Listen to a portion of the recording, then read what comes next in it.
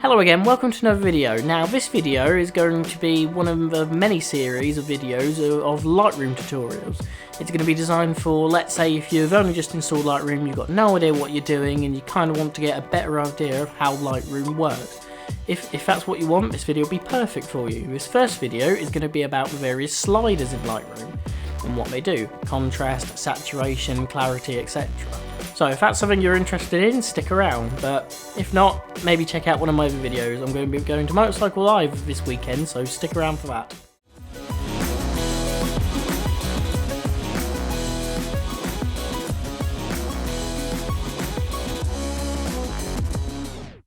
Okay, so we're in Lightroom, and the first bit is going to be the white balance part of the sliders.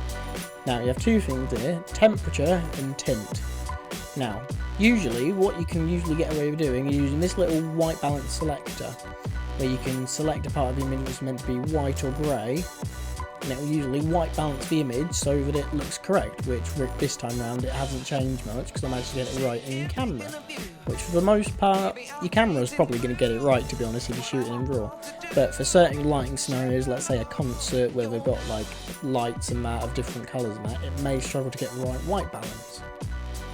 But if you want to edit it manually, you have temperature, which makes the image colder or warmer. So towards the blue side, you'll make the image look a lot colder and then totally blue, which obviously not what you want. Or make it more yellowy orange, which makes it more blue. Yeah, not more blue, sorry, more yellow. But stick that where it is because that's fine as it is. Now the other part of it is the tint, where you have a green more towards green or more towards purple. Now this will do the same sort of thing, where towards the green it will tint it more green, to the other side it will more purple. But usually you don't need to touch them for the most part. Now exposure is how bright or dark the image is, where obviously one way makes the image a lot darker. As you can see, you can now see a fair bit of detail in the clouds, or makes it brighter, which if you make it bright enough you can start seeing detail in that bit of the bike there. Contrast, that's usually alters the black levels of the image. So more contrast makes the blacks seem a lot darker, and in darker colours darker in general, and contrast makes it look a lot more grey. Now highlights affects the lightest parts of the image, so if we go up here to the clouds, it's going to be the best place to show it. So bring the highlights in, start bringing in some of the detail from the clouds. Whereas if you take it the other way, it will brighten the highlights, making them even more blown out. Now shadows, same sort of thing really, but it only affects the shadows of the image, where bringing the shadows down makes the shadows a lot darker, whereas bringing it up makes the shadows a lot brighter. As you can see, it's brought out a lot of the detail there. Now whites affects obviously the white parts of the image, where making it darker or brighter. Whereas usually these are quite subtle, so you usually want these to kind of finish off an image. So as you can see, it hasn't made much difference there, but if you brighten it, as you can see, it's a lot more brighter. Now blacks, same sort of thing, but it applies to the black tones of the image, where as you can see, bringing it down makes the image look a lot darker, a bit similar to contrast, and then if you brighten it, makes the blacks a lot brighter. Now clarity is kind of like contrast, but it only applies contrast to mid-tones of the image, and it kind of makes the image look a lot sharper.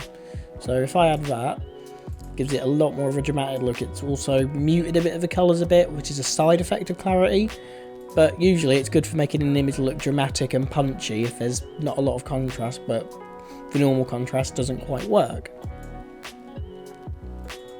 Now, onto vibrance and saturation. Now, they both work in a similar way, where they boost the colours or unboost the colours, if that makes sense, but they work in a slightly different way. Vibrance is usually a lot more subtle, and it tends to avoid skin tones. So let's say if you're happy with the skin tones of the people here, vibrance, it just about focuses on everything else, every other colour. But still a tiny bit, but not as bad as if you were to boost the saturation. As you can see, they're a lot brighter now and very unrealistic. So Usually you want to adjust saturation if you want a fair bit of punch, a fair bit, and then adjust for vibrance to avoid the skin tones. And obviously the other way obviously turns it into a black and white image, even though really you'd want to go through the black and white tab too, so you can adjust the intensity of the colours there, but that'll be something for another video.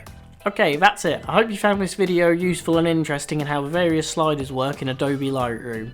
Now, stick around for the next video where I will be explaining export presets, what export settings you can use, and what settings are actually good for what use case. So, like the video if you liked it, dislike it if you disliked it, and maybe leave a comment if you have some feedback to give me.